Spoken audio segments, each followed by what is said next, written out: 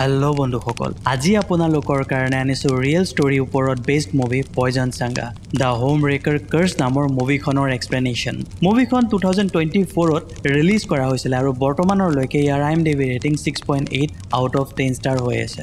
মুভিখনৰ story বহুত বেছি interesting হয় আৰু লগতে এই কাৰ্ছৰ পৰা পৰিয়ালত ঘটা ৰহস্যময় ঘটনা মুভিখনে বহুত ভালদৰে দেখুৱাইছে। তেতিয়াহ'লে বলক আমি উইকেণ্ডক আৰু স্পেচিয়েল কৰি মুভিৰ এক্সপ্লেনেশ্যনৰ ফালে আগবাঢ়োঁ। মুভি ষ্টাৰ্ট হয় পডকাষ্টৰ ইণ্টাৰভিউৰ পৰা আৰু নিজৰ লগত হোৱা বাস্তৱিক ঘটনাক ইণ্টাৰভিউৰ মাজেদি সকলোকে জনাবলৈ ধৰে। তেওঁলোকে ইণ্টাৰভিউত নিজৰ ষ্টৰী শ্বেয়াৰ কৰি থকাৰ ৰিজন আমি মুভিৰ লাষ্টত ৰিভিল কৰিম আৰু মুভিখনৰ ঘটনাৰ পাত্ৰৰ অৰিজিনেল ভইচ ইউজ কৰা হৈছে যাতে তেওঁলোকৰ লগত হোৱা বাস্তৱিকতাক আমি ফিল কৰিব পাৰোঁ। এতিয়া মুভিৰ ফাৰ্ষ্ট চিনত জানুৱাৰী 2018ত ডুমা আৰু মায়াক তেওঁলোকৰ কলেজৰ লাষ্ট ডে আৰু ফিউচাৰ ৰিলেটেড চিৰিয়াছ ডিছকাছ কৰা আমি দেখা পাওঁ। ডুমাই মায়াক ভাল পাইছিলে আৰু তেওঁক বিয়াৰ কথা ক'বলৈ ধৰে। মায়া বিয়াৰ কথা শুনি ঘৰত আহি দেউতাকৰ ব্লেছিংছৰ লগতে বিয়াৰ অনুমতি ল'ব কাৰণে কয়, কিন্তু ডুমাক বিয়াৰ কাৰণে এটলিষ্ট 3 বছৰ টাইম লাগে বুলি কয় যাতে ভালদৰে ছেটেল হ'ব পাৰে আৰু বহুত টকা আৰ্ণ কৰিব পাৰে। কথাষাৰ শুনি মায়া সোনকালে ঘৰ আহি বিয়াৰ কথা দেউতাকৰ লগত পাতিবলৈ কয় যাতে বেলেগৰ প্ৰপ'জেল আহিলে মানা কৰি দিব পাৰে। ইয়াৰ মাজতে ইম্পৰ্টেণ্ট ফোন অহাৰ কাৰণে মায়া কলেজৰ পৰা গুচি যায়। ইয়াৰ পিছত চিন শিফ্ট হয় আৰু আমি মায়াক পুলিচৰ ছাব ডিষ্ট্ৰিক্ট অফিচাৰ হিচাপে দেখা পাওঁ। ইভিনিং কামৰ পিছত মায়া আৰু তেওঁৰ ফ্ৰেণ্ডৰ লগত ৰিলেক্স হ'ব গৈ দিয়ে আৰু কথাৰ মাজতে ৰছে ডুমাৰ কথা সোধাত আমি গম পাওঁ যে কলেজ অন্ত হোৱা 1 বছৰৰ পৰা দুয়ো বিজি হোৱাৰ কাৰণে কথা বতৰা বহুত কম হৈ পৰিছে বা নোহোৱা হ'ব ধৰিছে বুলিও ক'ব পাৰি।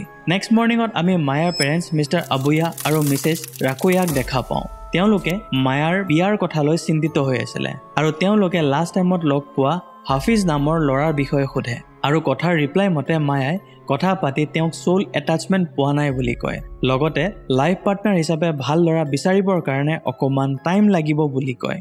মায়াৰ কথা আৰু পাৰ্চনেলিটি হিচাপে এটা কথাটো চিয়'ৰ আছিল যে মায়া বহুত বেছি লয়েল আছিলে আৰু ডুমাৰ কাৰণে ৰৈ আছিলে যাতে তেওঁ আহি ঘৰত বিয়াৰ কথা পাতিব পাৰে আৰু সেইবাবে মায়া কোনো ধৰণৰ নতুন ৰিলেশ্যনত অহা নাছিলে। বাৰু ইয়াৰ পিছতে মায়া আৰু তেওঁৰ ফ্ৰেণ্ড নীলমৰ লগত আমি ৰছক দেখা পাওঁ আৰু নীলমে এণ্ডি নামৰ ল'ৰা এটাৰ লগত কথা পাতি থকাত তেওঁলোকে তাইক জোকোৱাৰ কথা ভাবি আছিলে, কিন্তু নীলম আহি কয় যে এণ্ডিয়ে মায়াৰ লগত চিনাকি হ'ব বিচাৰিছে যাতে কিছুমান কথা আগবঢ়াব পাৰে আৰু এই কথা শুনি সকলো ফ্ৰেণ্ডৰ দৰে মায়াক তেওঁলোকে জোকোৱা ষ্টাৰ্ট কৰি দিয়ে। ইয়াৰ পিছতে মায়াই এণ্ডিৰ কথা ঘৰত কয় আৰু এণ্ডিৰ লগত বিয়া পাতিব বিচৰাৰ কথা শুনি পেৰেণ্টছ কেইজন বহুত বেছি হেপী হয় আৰু এণ্ডিক লগ কৰি বিয়াৰ কথা আগবঢ়াবলৈ ৰেডি হয়। সকলো ফালৰ পৰা সন্মত হয় দেউতাকে এণ্ডিক লগ কৰি বিয়াৰ সন্মতি দি দিয়ে। এতিয়া বিয়াৰ কথা সন্মতি হোৱাৰ পিছত মায়াৰ চিষ্টাৰ চাফায়াই ডুমাৰ কথা মনত পেলাই দিয়ে, বাট মায়া ডুমাৰ বিয়াৰ প্ৰতি থকা চিৰিয়াছনেছ নেদেখাৰ কথা কয় আৰু বৰ্তমান সময়ত লৈ আগবাঢ়ি যায়, অৰ্থাৎ এণ্ডিৰ লগত বিয়া হ'ব খোজে, যোনে চিনাকি হোৱা খুব কম টাইমৰ ভিতৰতে ঘৰ আহি বিয়াৰ কথা পাতিছিলে। আৰু ঠিক সেই ৰাতি মায়ালৈ ডুমাৰ কল আহে আৰু কনভাৰচেশ্যনৰ মাজত যোৱা 6 মাহত হোৱা গোটেইবোৰ ঘটনা শ্বেয়াৰ কৰি ডুমাৰ লগত মিউচুৱেলি ব্ৰেকআপ কৰি লয় আৰু কিছুদিনৰ পিছতে এণ্ডি আৰু মায়াৰ বিয়াৰ দিন আহি পৰে। বিয়াখন বহুত ভালদৰে হৈ আছিলে, বাট দুয়োগৰাকী মহিলা বিয়াৰ বৰষুণ হোৱাৰ কাৰণে অকণমান চিন্তিত হৈ থকা আমি দেখা পাওঁ আৰু বিয়াত বৰষুণ হোৱাটো কাইণ্ড অফ বেড অমেন বুলি তেওঁলোকে ভাবে আৰু পিছলৈ দুয়োৰে একো অসুবিধা নহওক বুলি প্ৰে কৰে। কিছুমান কালচাৰত বিয়াত বৰষুণ হোৱাটো ইমান ভাল সংকেত নহয় বুলি কয়। বাৰু নেক্সট চিনত আমি নতুন কাপলক নিজৰ ঘৰত সোমোৱা দেখোঁ, কিন্তু সোমোৱাৰ আগতেই এণ্ডিয়ে ড'ৰমেটত ভৰি দি ফিল কৰে যে kind of sticky type liquid তেওঁৰ ভৰিত লাগি গৈছে। মেবি বৰষুণৰ কাৰণে বহুতবোৰ বস্তু ভিজি গৈছিলে আৰু সেইবাবে মায়াক সাৱধানে ভিতৰত আহিবলৈ কয়, কিন্তু ঘৰ সোমায়ে বেডৰুমত মিৰৰ ভঙা চাউণ্ড পাই চাব যোৱাত মৰা নিগনি এটা দেখা পায় আৰু তেওঁলোকে এইটো নৰ্মেল বুলি ভাবি কথাষাৰ এভইড কৰি দিয়ে। কিন্তু এক ধৰণৰ ৰিয়েৰ্ড এক্ট ৰাতি হ'বলৈ ধৰে। আমি দেখা পাওঁ যে এণ্ডি টোপনিতে মাৰ্মিং কৰিব ধৰি আছে আৰু হেণ্ড চাইনলি বাৰুণাক আবাহন কৰে আৰু টোপনিতে কথা পাতি থকাত মায়াই মাত দিয়াত লগালগ গোটেইবোৰ আকৌ নৰ্মেল হৈ পৰে আৰু সেই ৰাতিৰ পৰা এক অজ্ঞাত ৰহস্যময় ঘটনাৰ উৎপত্তি হ'ব ধৰে। বন্ধুসকল, বাৰুণাকৰ বিষয়ে আমি শেষত আলোচনা কৰিম। মৰ্ণিঙত আমি এণ্ডিক স্কিন ইছ্যুৰ লগতে বহুত কাফ হৈ থকা দেখা পাওঁ আৰু ছাডেন ইমান স্কিন ৰেডনেছ হোৱাৰ বাবে তেওঁলোকে ডক্টৰৰ ওচৰত গৈ দিয়ে। ডক্টৰে টেষ্ট কৰি সকলোবোৰ নৰ্মেল ৰিজাল্ট পায় আৰু ভুলতে এলাৰ্জি হোৱা বস্তু খোৱাৰ কাৰণে ইচিং হয় বুলি সকলোৱে ভাবে, কিন্তু সেই ৰাতি এণ্ডিৰ বহুত কাফ হোৱাৰ ফলত মুখেদি ব্লাড ওলাবলৈ ধৰে এনেকুৱা অৱস্থা দেখা পাই বৰ্ণকস্কপি কৰিবলৈ ডক্টৰৰ পৰা এডভাইচ পায়। আনফালে অফিচত মায়াৰ টেনশ্যন দেখা পায় কলিগে সোধাত গোটেইবোৰ কথা গম পায় আৰু ৰিপৰ্টবোৰ নৰ্মেল হোৱাৰ বাবে তেওঁলোকে ছুপাৰ নেচাৰেল কিবা ইছ্যু থকা বুলি ভাবে আৰু মায়াক ছাজেষ্ট কৰে যে ডক্টৰৰ বাহিৰেও বেলেগক দেখাবৰ বাবে।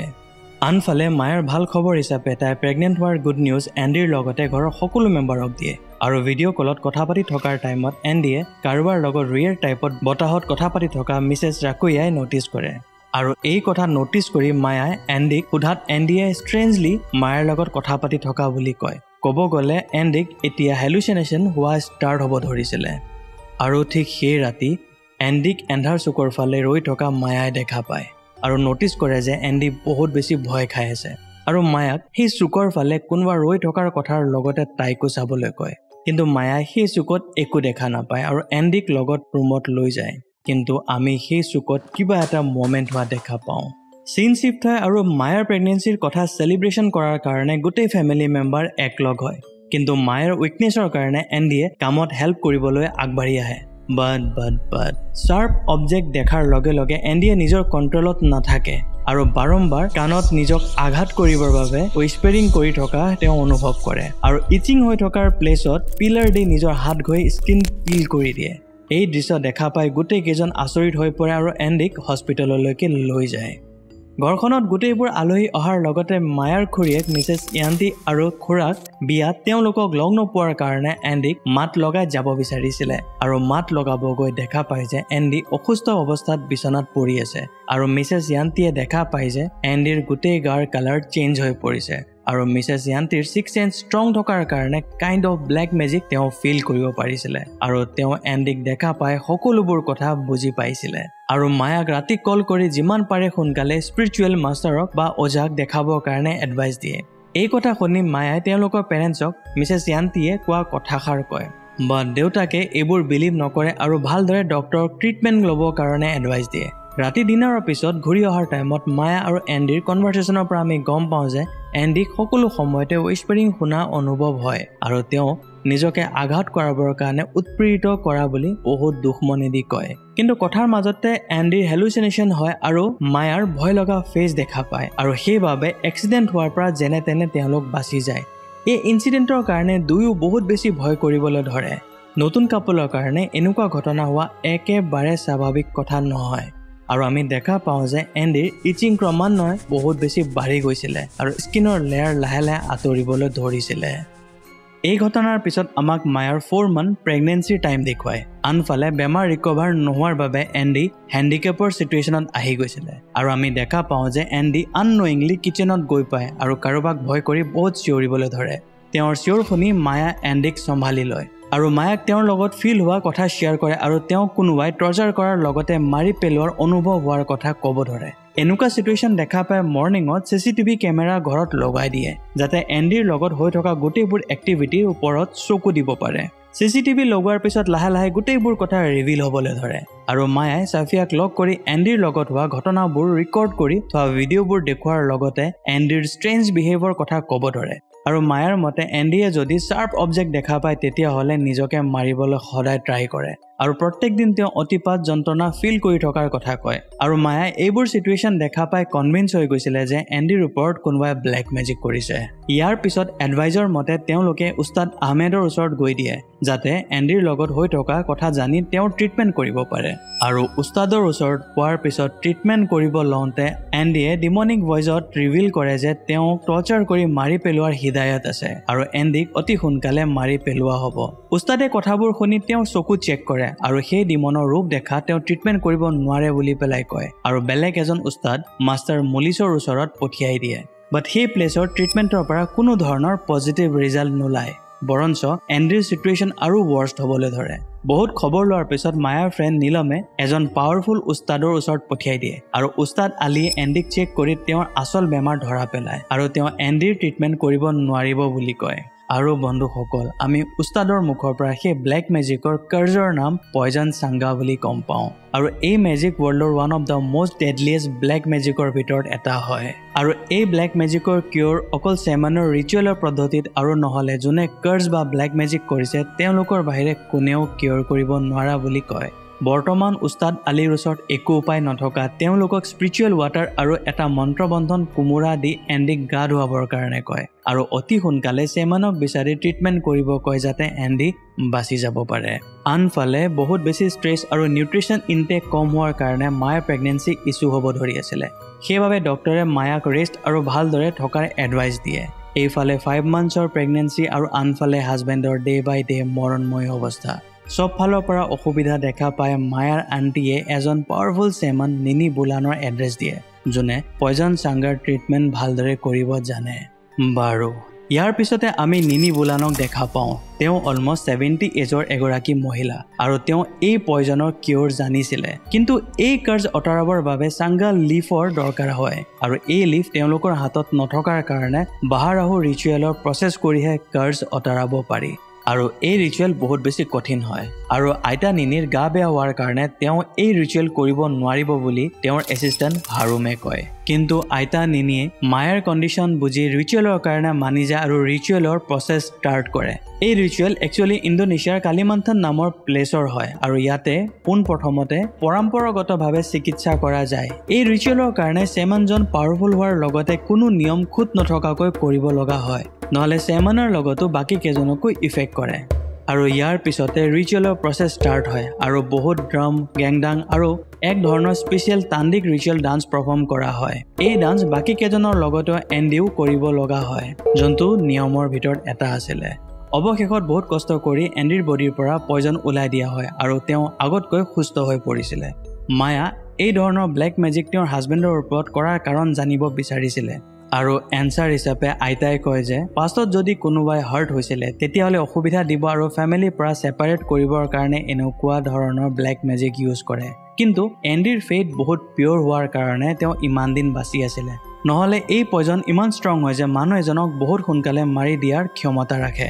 আৰু তেওঁলোক যোৱাৰ আগত মায়াক সাৱধানে থাকিবলৈ আইতা নিনিয়ে উপদেশ দিয়ে আৰু কয় যে এতিয়াৰ পৰা সকলো নেগেটিভ ইমোশ্যন কণ্ট্ৰল কৰি ফেইথ ৰাখিবৰ কাৰণে, কাৰণ হেইট খং নেগেটিভ ইমোশ্যনে পয়জন চাংগাক আকৌ জন্ম দিব পাৰে আৰু এই পয়জন গোটেই জীৱনটো থাকি যায় যেতিয়ালৈকে দুয়োজনৰ ভিতৰত এজন মৰি নাযায় বা তেওঁলোক ছেপাৰেট হৈ নাযায়। এইটোৱে হৈছে পয়জন চাংগাৰ মেইন কাম। বৰ্তমান সুস্থ হৈ তেওঁলোক আইতা নিনিৰ পৰা বিদায়লৈ ওলাই পৰে। ইয়াৰ পিছতে মায়া আৰু এণ্ডিৰ 2 সপ্তাহৰ পিছৰ ঘটনাবোৰ দেখুৱাবলৈ ধৰে আৰু তেওঁলোকৰ কথাত আমি গম পাওঁ যে এণ্ডিৰ বেমাৰ হোৱাৰ টাইমত তেওঁলোকৰ গোটেইবোৰ বিজনেছ বন্ধ হৈ গৈছিলে আৰু বৰ্তমান অকল কফি শ্বপ থকাত সেই চব ভালদৰে ৰানিং কৰাবৰ কথা চিন্তা কৰি আছিলে। কিন্তু এণ্ডিয়ে ফিল কৰে যে মায়া দেখাত অল্ড হৈ গৈছে, ক'ব গ'লে তেওঁৰ হেলুচিনেশ্যন আকৌ ষ্টাৰ্ট হৈ গৈছিলে, বা আমি ক'ব পাৰোঁ যে পয়জন চাংগা শ্ল' এফেক্ট আকৌ ষ্টাৰ্ট হৈছে। আনফালে এণ্ডি ঘৰ লেটকৈ অহা ষ্টাৰ্ট কৰা হৈছিলে আৰু ঘৰখনত ৰিয়েৰ এক্টিভিটি হোৱা মায়াই ফিল কৰা ষ্টাৰ্ট কৰে। মায়ে নটিচ কৰে যে ঘৰৰ ডোৰ কোনোবাই নক কৰি আছে আৰু চেক কৰিব গৈ কাকোকে দেখা নাপায় আৰু কিচেনত অকলে থকাৰ টাইমত তেওঁ কোনোবা চুই যোৱা অনুভূতি মায়াৰ হ'ব ধৰিছিলে। আনফালে ভয় সন্দেহ আৰু ৰিলেশ্যনৰ প্ৰতি অনিচ্ছা দুয়োজনৰ মাজতে উৎপত্তি লাহে লাহে ল'ব ধৰিছিলে। এনেকুৱা ডিপ্ৰেশ্যন টাইপ চিটুৱেশ্যন আৰু মায়াৰ লগত হোৱা নেগেটিভ এক্টিভিটি হৈ থকাৰ কাৰণে তেওঁ ছাফিয়াৰ লগত কথা শ্বেয়াৰ কৰা ষ্টাৰ্ট কৰে। কিন্তু ইয়াৰ পিছতে পয়জনৰ ইফেক্ট লাহে লাহে মায়াৰ ওপৰতো হ'ব ধৰিছিলে। অকল তেওঁলোক দুয়োজনৰে নহয়, সেই অজন্মা শিশুক মাৰি পেলোৱাৰো এক প্ৰক্ৰিয়া চলি আছিলে, যাতে অভাৰ ষ্ট্ৰেছত মায়াৰ মিছকেৰেজ হৈ যায়। ইয়াৰ পিছতে মায়া সেই অকলশৰীয়া ঘৰখনত বহুত ধৰণৰ পেৰানৰ্মেল এক্টিভিটি অনুভৱ কৰে আৰু এইবোৰে বহুত বেছি ৱৰ্ড চিনাৰিঅ' ক্ৰিয়েট কৰাৰ কাৰণে এনাফ আছিলে। হাজবেণ্ডৰ চেঞ্জিং বিহেভ ৱাইফতকৈ আগত কোনেও গম নাপায়। এইফালে মায়াৰ ডেলিভাৰী ডেট বহুত বেছি ওচৰত আছিলে। এণ্ডি সদায় ঘৰ লেটকৈ অহা আৰু বিজনেছৰ কাৰণে হঠাৎ দূৰত যোৱালৈ তেওঁ বহুত বেছি খং কৰে। বাট এণ্ডিৰ বিজনেছ ইমান বেয়া অৱস্থাত আছিলে যে এক ধৰণৰ হাই ইনভেষ্টমেণ্টৰ দৰকাৰ আছিলে আৰু সেইবাবে তেওঁ বিজনেছ ট্ৰিপ যোৱাটো বহুত বেছি ইম্পৰ্টেণ্ট বুলি কয় আৰু প্ৰমিছ কৰে যে ঘূৰি আহি চবকে এনাফ টাইম দিব। আৰু সেই ৰাতিয়ে এণ্ডিৰ মোবাইলত এটা নটিফিকেশ্যন আহে। আৰু বন্ধুসকল, ইয়াতে খোল খায় এটা টুইষ্ট। এণ্ডি বিজনেছ ট্ৰিপৰ কাৰণে নহয়, তেওঁ গৈ আছিলে গাৰ্লফ্ৰেণ্ডৰ লগত অকলশৰে টাইম স্পেণ্ড কৰিবৰ বাবে। আৰু এইবোৰ কথা বুজ লৈ মায়াৰ ওচৰত সকলোবোৰ কথা ক্লিয়াৰ হৈ পৰে। নেক্সট মৰ্ণিঙত এইবোৰ কথা লৈ দুয়োজনৰ মাজত বহুত আৰ্গুমেণ্ট হয় আৰু এণ্ডিয়ে মানি লয় যে তেওঁৰ এক্সট্ৰা এফেয়াৰ্ছ চলি আছে। কিন্তু এণ্ডিৰ মতে তেওঁ এনেকুৱা কিয় কৰি আছে একো বুজি পোৱা নাছিলে। কিন্তু আমি বুজি পাই আছিলোঁ যে পয়জন ইফেক্ট এবাৰ বডিৰ ওপৰত নহয়, দুয়োজনৰ মাইণ্ড আৰু হাৰ্টৰ লগত খেলি আছিলে। আৰু ফাইনেলি মায়াই ডাইভৰ্চৰ কথা কয় আৰু এণ্ডিৰ ঘৰৰ পৰা ওলাই যায়। মায়াৰ নিজৰ ইমোচনেল ব্ৰেকডাউনৰ পিছত তেওঁ ঘৰত আহি পৰে। আনফালে মিছেছ ৰাকৈয়াই পুৰণা কথাবোৰৰ পাহৰি এণ্ডিৰ ঘৰ গৈ নৰ্মেল লাইফ আকৌ ষ্টাৰ্ট কৰিবলৈ কয়, কাৰণ তেওঁ ভালদৰে গম পাইছিলে যে ডাইভৰ্চ হ'লে কিমান অসুবিধা ফেচ কৰিব লাগে। বাৰু কথা বুজি মায়া এণ্ডিৰ ঘৰ গৈ দিয়ে আৰু দেখা পায় যে এণ্ডিক আকৌ পয়জনে ইফেক্ট কৰিছে আৰু এইবাৰ এণ্ডিৰ বহুত বেয়া অৱস্থা হৈ পৰিছিলে।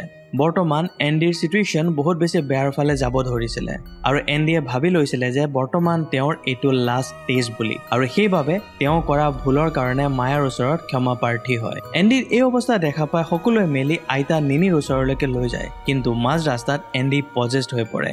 এণ্ডিক পজেছ কৰা জিনে ৱাৰ্ণিং দিয়ে আৰু এণ্ডিক এইবাৰ মাৰি পেলোৱাৰ কথা সকলোকে কয়।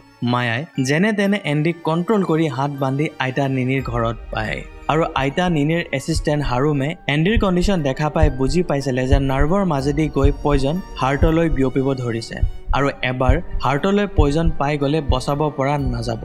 কিন্তু কথাৰ মাজত আমি গম পাওঁ যে আইতা নিনি লাষ্ট ৰিচুৱেলৰ পিছতে মৃত্যুৰ মুখত পৰিছে আৰু সেইকাৰণে সেই জিনে বহুত বেছি কনফিডেণ্টত আছিলে যে এইবাৰ এণ্ডিক মাৰি পেলাব পাৰিব।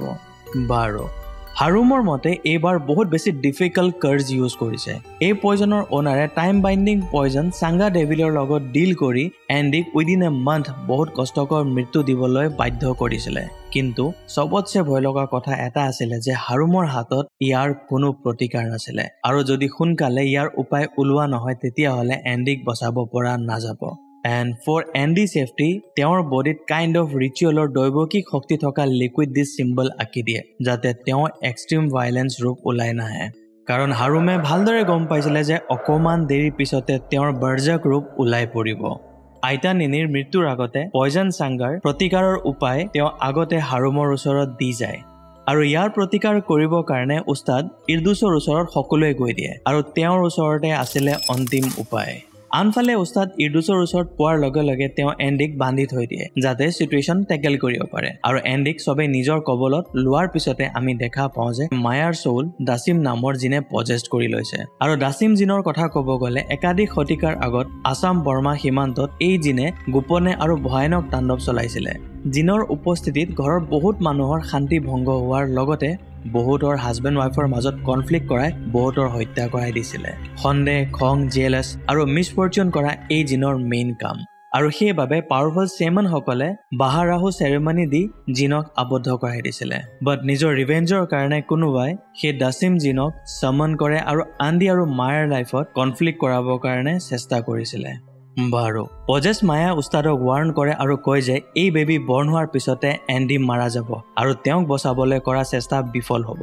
আনফালে চিটুৱেশ্যন বহুত বেছি বেয়া দেখা পাই হাৰুমে চাংগা লিভ আনিব ওলাই পৰে। এতিয়া সকলোৱে বুজি পাইছিলে যে তেওঁলোকৰ হাতত সময় বহুত বেছি কম আছে। ইয়াৰ পিছতে কিছুমান মন্ত্ৰ উচ্চাৰণ কৰি মায়েক শান্ত কৰোৱা হয় আৰু ছাডেনলি লেবাৰ পেইন হোৱাৰ বাবে সোনকালে মায়েক হস্পিটেললৈকে লৈ যোৱা হয় আৰু উস্তাদৰ যোনটো ভয় হৈ আছিলে সেইটো হয়।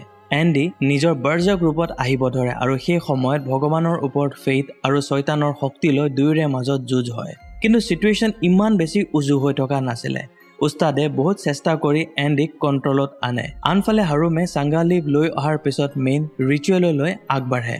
এণ্ডিক সম্পূৰ্ণৰূপে চাংগা লিভৰ পানীত ডুবাই দি মন্ত্ৰ উচ্চাৰণ কৰি ফাইনেলি নৰ্মেল কৰা হয় আৰু লাষ্টত চাংগা লিভৰ এণ্টিডোট এণ্ডিক খুৱাই দিয়াৰ পিছত পয়জন তেওঁৰ বডিৰ পৰা ওলাই পৰে আৰু এইবাৰৰ পয়জন আগতকৈ বহুত বেছি ডাৰ্ক আছিলে আৰু এবাৰ পয়জন ওলাই যোৱাৰ পিছত এণ্ডি নৰ্মেল হৈ যায়গৈ আৰু ইয়াৰ পিছতে আমি মায়াৰ বেবী গাৰ্ল হোৱা বুলি গম পাওঁ। হস্পিটেলত অকলে থকাৰ টাইমত মায়া কিছুমান আগৰ পুৰণা কথা মনত পৰে আৰু এণ্ডিক ব্লেক মেজিক কৰা পাৰ্চনজনৰ কথা উস্তাদক সুধিবলৈ কয়। এণ্ডিয়ে সোধাত উস্তাদে তেওঁৰ নাম নাজানে বুলি কয় আৰু মায়াই পঠোৱা ফটো দেখুৱাৰ পিছত উস্তাদে সেই পাৰ্চনজনে ৰিভেঞ্জ ল'ব বাবে এইবোৰ কৰিছিলে বুলি ৰিভিল কৰে।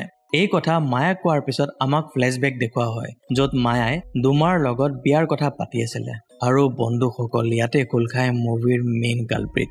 গোটেইবোৰ ষড়যন্ত্ৰ দুমাই কৰিছিলে আৰু মায়াক ৱাৰ্ণ কৰিছিলে যে তাইক দুমাই কেতিয়াও এৰিব নোৱাৰে আৰু বেলেগৰ হ'ব দিব নোৱাৰে। বন্ধুসকল এটা ৰিভেঞ্জে গোটেই ফেমিলি মেম্বাৰৰ লগতে এটা সুখী পৰিয়ালক সমাপ্ত কৰি দিয়ে আৰু ইয়াৰ পিছতে আমি এটা কথা গম পাওঁ যে তেওঁলোক দুয়োজনে পয়জন চাংগাৰ ইফেক্ট এতিয়ালৈকে ভুগি আছিলে আৰু মুভিৰ মাধ্যমেদি সকলোকে ৰিকুৱেষ্ট কৰে যদি কোনোবাই ইয়াৰ প্ৰতিকাৰ জানে তেতিয়াহ'লে জনাবলৈ আৰু তোমাক ৰিকুৱেষ্ট কৰে যে তেওঁ য'তে আছে যদি তেওঁলোকৰ কথা শুনি আছে তেতিয়াহ'লে এই কাৰ্জ ঘূৰাই ল'বলৈ কাৰণ তেওঁলোক এই পয়জনৰ ইফেক্ট এতিয়ালৈকে ভুগি আছে কিন্তু পয়জনৰ ইফেক্ট ইমান বেছি ষ্ট্ৰং আছিলে যে ফাইনেলি এণ্ডি আৰু মায়াৰ ডাইভৰ্চ হৈ যায় বা আমি ক'ব পাৰোঁ যে তেওঁলোকে নিজৰ লাইফ বচাবৰ কাৰণে আঁতৰি যায় আৰু বন্ধুসকল পয়জন চাংগাৰ ৰিয়েল ষ্টৰী ইয়াতে শেষ হৈ পৰে অৱশেষত পয়জন চাংগাৰ কথা ক'ব গ'লে এই পয়জনে পাৰ্চনজনৰ বডিৰ স্কিনৰ টাচৰ মাধ্যমেদি প্ৰৱেশ কৰাৰ পিছত ইয়াৰ ছাইড এফেক্ট ষ্টাৰ্ট হয় মুভিৰ ষ্টাৰ্টিঙত এণ্ডিয়ে যেতিয়া ড'ৰ মেটত ষ্টিকি লিকুইড টাচ কৰে আৰু টাচ কৰাৰ অকণমান দেৰিৰ পিছৰ পৰাই পয়জনৰ ইফেক্ট ষ্টাৰ্ট কৰিছিলে বাট এণ্ডিয়ে সেই টাইমত বহুত প্ৰে কৰি ফেইথ ৰাখিছিলে বাবে এক্সট্ৰিম চিটুৱেশ্যনৰ পৰাও বাচি ঘূৰি আহিছিলে কিন্তু ৰিকভাৰ হৈ যোৱাৰ পিছত এণ্ডিয়ে প্ৰে কৰা এভইড কৰিছিলে আৰু এক্সট্ৰা মেৰিটেল এফেয়াৰ হোৱাৰ পিছত মায়াই এণ্ডিৰ কাপোৰৰ পৰা ইউনিক স্মেল পাইছিলে আৰু চাগে সেইটো পয়জন চাংগাৰ ইফেক্টৰ এক ধৰণৰ প্ৰক্ৰিয়া বুলি ক'ব পাৰি এই মুভি একেবাৰে ৰিয়েল ষ্টৰীৰ ওপৰত বেছড হয় আই হোপ আপোনালোকক মুভিখনৰ এক্সপ্লেনেশ্যন ভাল লাগিলে প্লিজ মোৰ চেনেলক লাইক শ্বেয়াৰ এণ্ড ছাবস্ক্ৰাইব কৰিব যাতে মই ভাল ভাল মুভিৰ এক্সপ্লেনেশ্যন আপোনালোকৰ ওচৰত আনি থাকিব পাৰোঁ তেতিয়ালৈকে take care and bye by